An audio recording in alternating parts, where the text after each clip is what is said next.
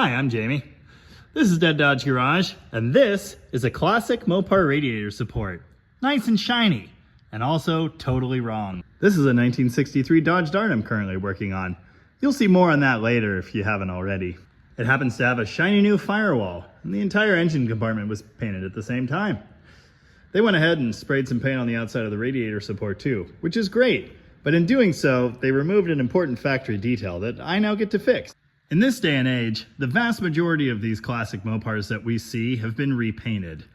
And that's fine, you know, I like restorations. I kind of like survivor cars more, but that's another story.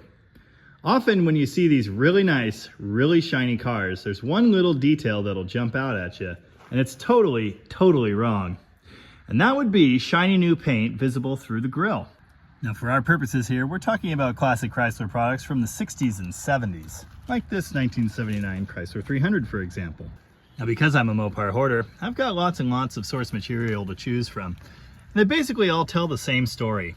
A crappy, hastily applied coat of flat black paint right behind the grille on the radiator support here. A bodies, B bodies, C bodies. They all had it.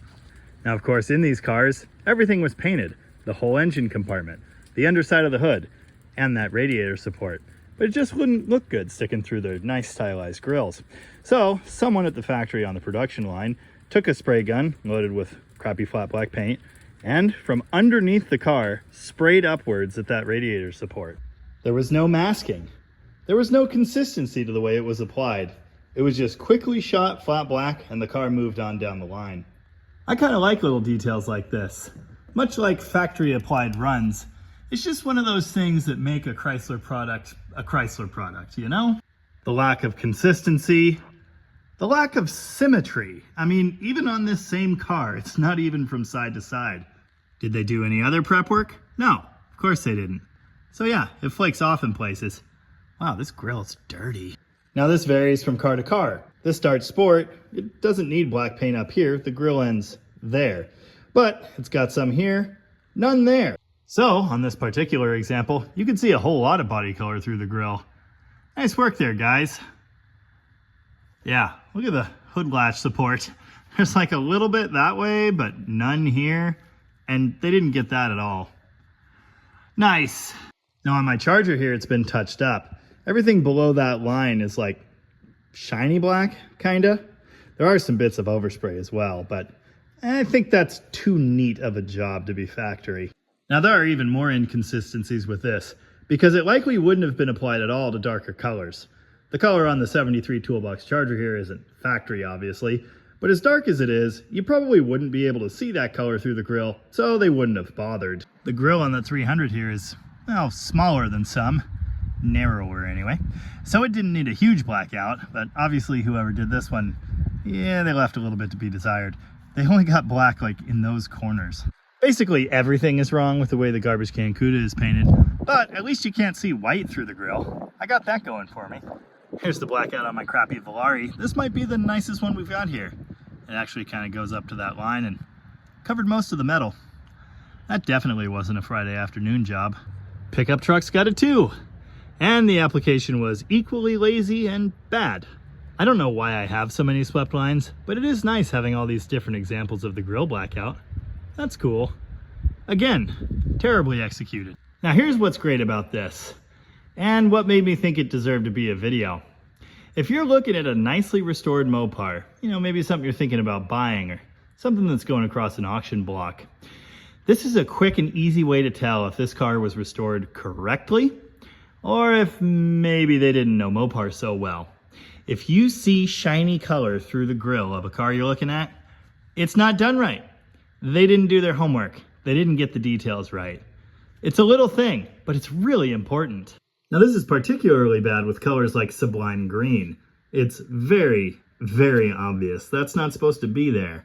I first noticed this on the cover of a muscle car book years and years ago, before I really even knew anything. It just seemed weird that you could see that green color through the grille, and that's why. They forgot to do the blackout. Now I am not restoring this car. By any means. I'm just cleaning it up and like making it be a car again. But I can't bring myself to be the no grill blackout guy, so I'm gonna go ahead and fix that real fast. with some quality spray paint. Now I looked all over for good reference photos of a 63 or 4 Dart to figure out exactly where it went. Couldn't find any, and as we've learned today, it's not that important that it's precise. The grill stops right here, so it really doesn't need to get any further up than like there.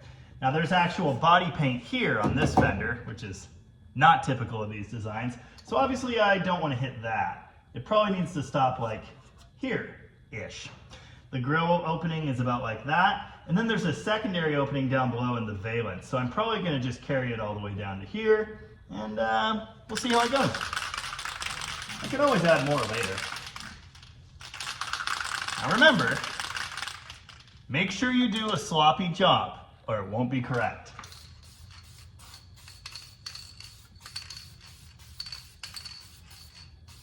Oh yeah, beautiful. That's perfect.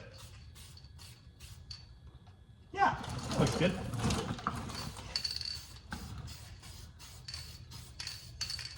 Now if you want to over-restore your car, go ahead and mask it up perfectly. Do a nice job here, but that's not me. Never has been, never will be.